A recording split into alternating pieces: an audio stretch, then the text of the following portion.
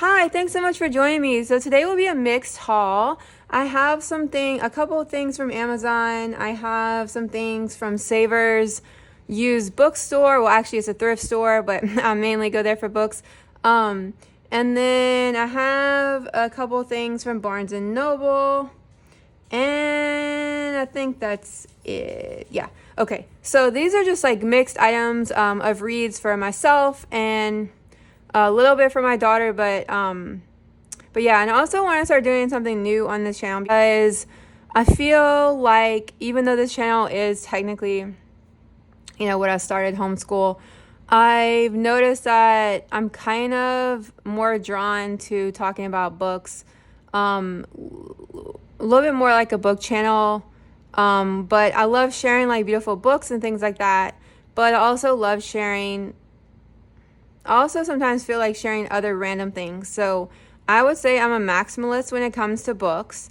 We have a lot of books, but then I'm kind of a minimalist when it comes to like my home stuff, my personal items and things like that. But every once in a while, I do feel like I want to share those things too, like makeup and things like that, which I've never shared on this channel.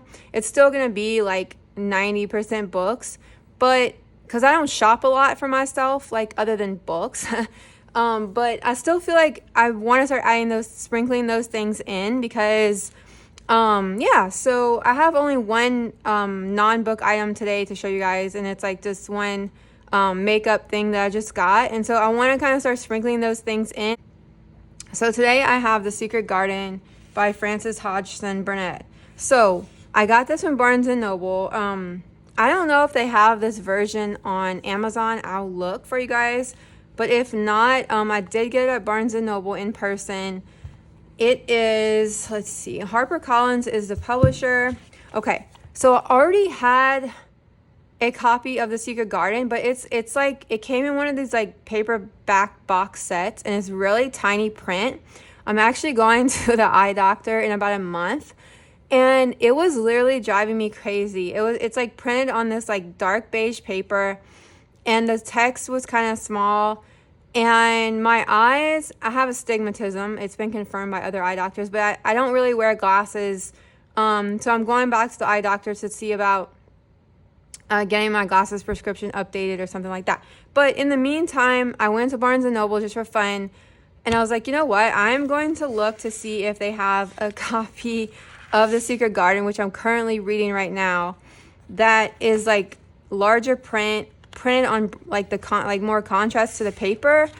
And they did have this, and I was like, you know what, I'm loving this author, I'm loving this story, and I know I'm gonna finish it. My daughter read it and she liked it, and this is an illustrated version. So I let's see, who's the illustrator. I don't know if the original is okay. Illustrated by Tasha Tudor. But yeah, so I'm loving this story. I will definitely talk about it in my end of the month reading update, you guys, after I finish it. But I finished her other book. I believe I finished it this month, A Little Princess. But so this version I have no trouble reading with my astigmatism. And I think I might be like, I don't know, it's like nearsighted or something like that. But so I will definitely share more about it, but I really love this version. So if you have trouble reading, I like the big hardbacks. But yeah, so I really love this copy from Barnes & Noble. And then another book I got from Barnes & Noble for the same exact reason, because Heidi was also in that little tiny paperback old set that my daughter has.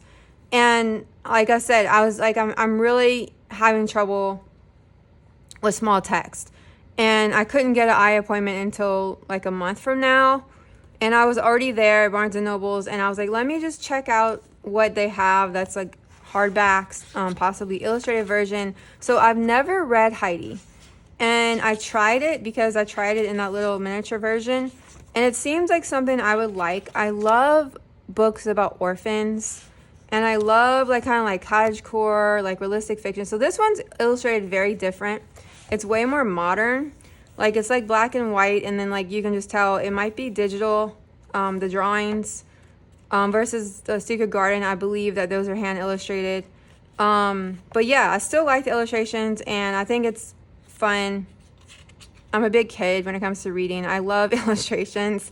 If I could have illustrations in every novel, I would take it. So yeah. So I will get back to you guys. I don't think I'm going to finish this book by the end of the month, but I definitely will share it in a future reading update. But this is, again, I don't know if I can find this on Amazon, but I'll look to link it. But this is Signature Classics. Oh, sorry, I didn't say the author. It's Johanna. I think it's Johanna. I'm probably going to mess up her name. Johanna Spire? Oh, gosh. Okay, it might be Johanna Spiri. Sorry if I'm getting it wrong. Translated by Helen B. Dole. Illustrated by Jim Tyranny. Okay, so yeah, I plan to read this one. And my daughter has not read Heidi, even though we have that little set. So she wants to try it, hopefully. Okay, so this is the non-book item. I'm not sure if it's Besame or Besame. It's Besame. It's like if you would separate the B and the two words, it'd be Besame. But I think it's Besame because it has a little... But yeah, so this is made in the USA, which I like. This is a cake. Okay, so let me show you guys. This actually was recommended to me. This company was recommended. This is not like I bought this in my own money. This is not a promotion or anything like that. I'll link the website, but this is not like I'm not getting paid for this or anything like that. I just saw them on Instagram. It's like a makeup company that's made in the USA, and their focus is like on vintage cosmetics.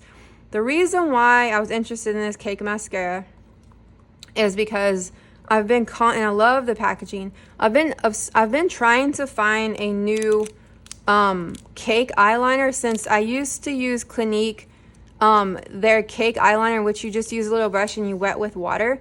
They do not make their brown anymore. And I cannot find any company that makes a brown eyeliner that's a cake eyeliner. So this company I read, because I saw some other ads that said you can use it as an eyeliner or a mascara. So I don't plan to use it as a mascara. It comes with this brush if you want to use it as a mascara. I think you can use it for your eyebrows too. Hopefully I'm not saying that wrong. Actually, it has an instruction manual. This is going to be very boring. But so yeah. So yes. It can be brows, liner, or lashes. So I only plan to try it as a liner. And so I have a little makeup brush, and I'm going to wet it with water. And then you just keep this, like you just keep it in here.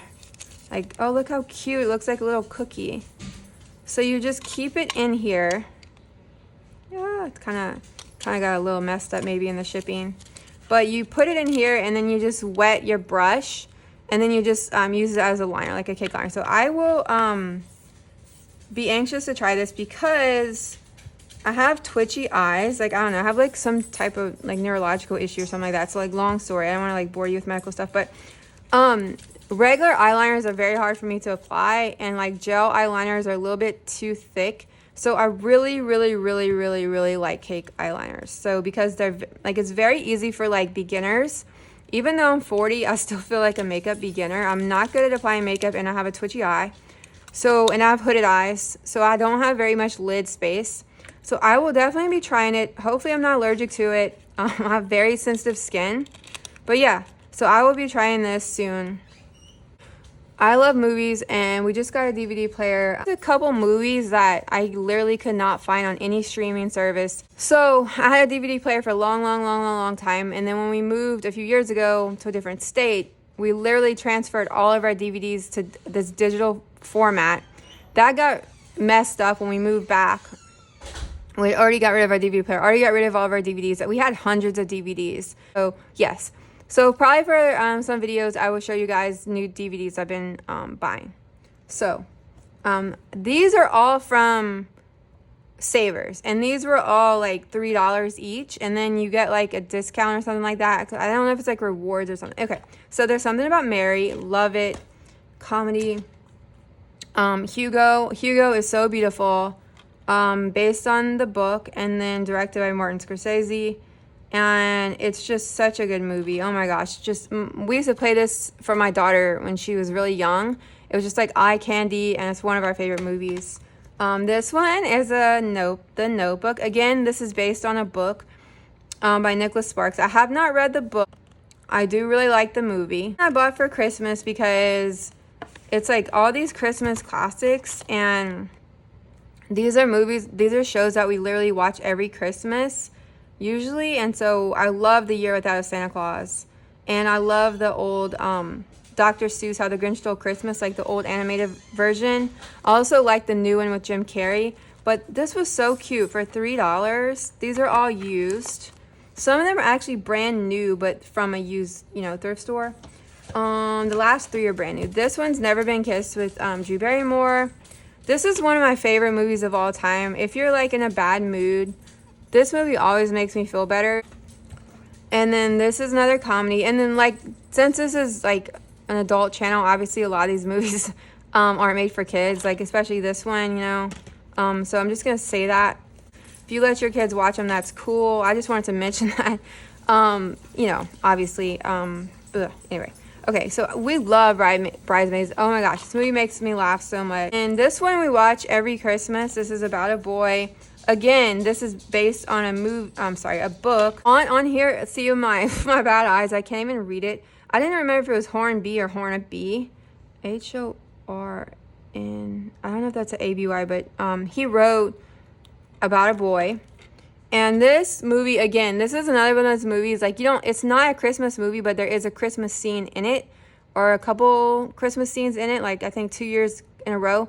But it just always prompts me to watch it around Christmas, because it's like a feel-good movie, and it always puts me in a better mood. Like, it's very similar, I think, to Never Been Kissed and Hugo. And it's just like, I'm just going to say it real quick in case you guys haven't seen it.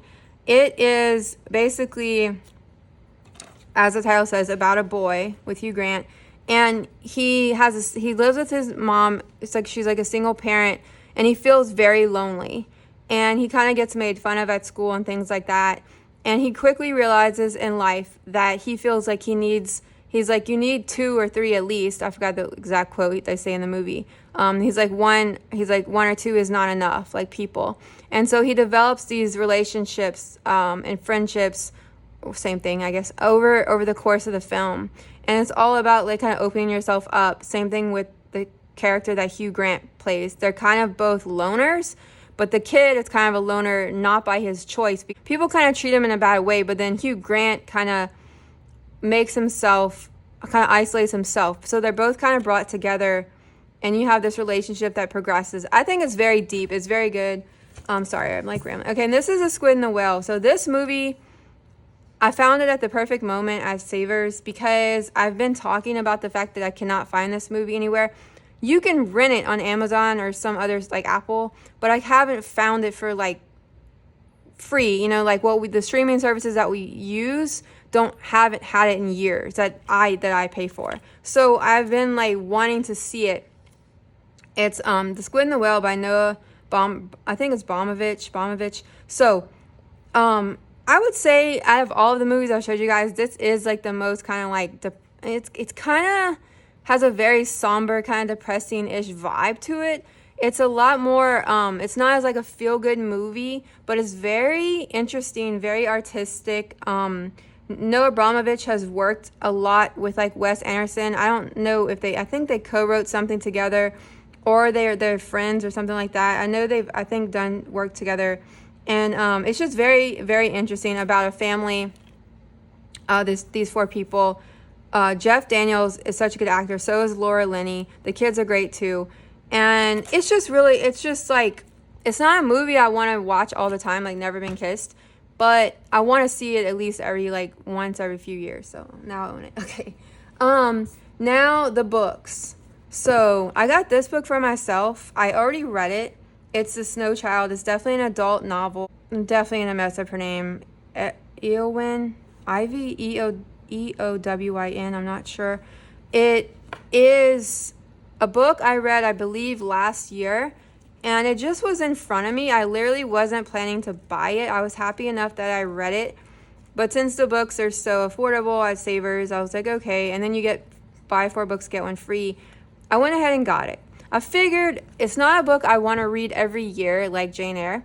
But it is a book that maybe every 5 years I might want to revisit. It's very it's kind of dark. I don't want to talk about it too much, you guys, if like you've watched my other video where I think I talked about it. But basically, it's based on a homestead in Alaska in the 1920s. It's about a family who's struggling, about a couple who's struggling to have a child. And so it's kind of like could be triggering for some people. It has like some kind of things linked with that. And then it's kind of based on this like fairy tale called The Snow Child. It's like loosely based on this I think it's like a Russian fairy tale of the actual Snow Child. And so it's like a version of that. It's retold, yeah, a classic picture book of a fairy tale retold by Freya Littledale and illustrated. So that was actually the book. The name was the same. She chose the same name. And so it's about a child who like is made out of snow. So it kind of has this like magical element to it of this actual child, Fiona, F-A-I-N-A. She is this child who you kind of question, does she really exist? Is she real? Is she real to the people that see her? Or is she really, you just go with it, like this like child who appears? It's just like, it's very vivid with your imagination, but then it does have some very dark moments in it about animals, about living like what you really would have to do to survive on a homestead. So it's definitely not something, yeah, sorry, I'm like going on and on. But so this book I got for my daughter. It is The Odyssey, the graphic novel adaptation by Gareth Hines. So adaptations are one of those things where some people feel very strongly against, and they're like, oh, I don't want to read the adaptation, I want to read the original. And I've gone back and forth with this in my life where, especially in my 20s, I was like, I want to read everything that's like the original, blah, blah, blah. But then it's like, you know what? This is a book that my daughter probably wouldn't read until she's like high school or an adult or something like that. Because we do own The Odyssey. My husband owns it. But I thought this is a good way, like adaptations, in my opinion, are a good way to introduce children or adults to a work of fiction or any book that they might not otherwise pick up, or they might say, hey, I love this adaptation that's based on the original, and I might go on to read the original, or I might not. But so what? I still know, you know, what it's based on, and I can, you know, look it up or read it in the future or not. So I'm not sure what age group this is for. I know I saw it at the library in the kids section. The publisher is Kennewick Press, and I know they don't, they usually print kids books, but yeah, I was looking, oh, okay, age 12 and up. I don't usually go by that, but I like to say it in case anybody that's watching is interested in that. Sometimes, you know, so yeah, so this is like middle grade or higher. And yeah, so I got it for her. She loves mythology. Okay. So this is another book I've talked about. If you guys have watched that video, if you're new to my channel, you haven't, maybe you didn't catch that video, or not everybody watches every video. But I've talked about this book before too, so I'm not going to go on about it. But this is Wild Oak by C.C. Harrington. This is Wild Oak. I read this book, I believe, this year, and I love it. It's middle grade, so this is middle grade fiction. Look at the illustrations. It's beautiful. Basically, it has a lot to do with nature. Let me read it real quick. So Maggie Stevenson's stutter makes school especially hard. She'll do almost anything to avoid speaking in class. Her father wants to send her away to so-called treatment, or spend a few weeks in the fresh air of Wild Oak Forest visiting a grandfather she hardly knows. So of course she picks to go visit her grandfather in the forest, and then she finds an abandoned snow leopard, an exotic gift to a wealthy Londoner that proves too wild to domesticate. So I think a lot of readers were like this, including young readers and adults. And I had to have a copy for myself because I rented it from the library and I want to reread it. Okay. This is The Legend of Sally Jones. It is for me. Well, no, it's for my daughter too, because she's actually currently reading The Murderer's Ape. So this is a prequel to The Murderer's Ape by Jacob Wagelis. And so you guys, I did read this book I absolutely loved by Jacob Wagelis called The Murderer's Ape. It's a YA book about this ape who can understand people, lives with people, things like that. And she can read and write. She's pretty much like a human, and she's just awesome. And this is a prequel. So I will probably share this book after I read it and talk about it more, but I haven't read it yet. I love illustrated books for adults. Even though this isn't technically an illustrated book for adult, it's like middle grade / YA. But to me, it's just, the story is so universal. in age. The Murderer's Ape. Like, I read middle grade, as you guys probably know. So, yeah, so this, I will be excited to read it. So right now I'm actually reading the second part of the Sally Jones. That's the prequel. The Murderer's Ape is the first one, and then now I'm reading the second novel. And I'll definitely be showing that in a future video because I'm sure I'll finish it because I love his writing. And so this is one more adult book than I have like a homeschool thing. So this is Indian Summer by William Dean Howells.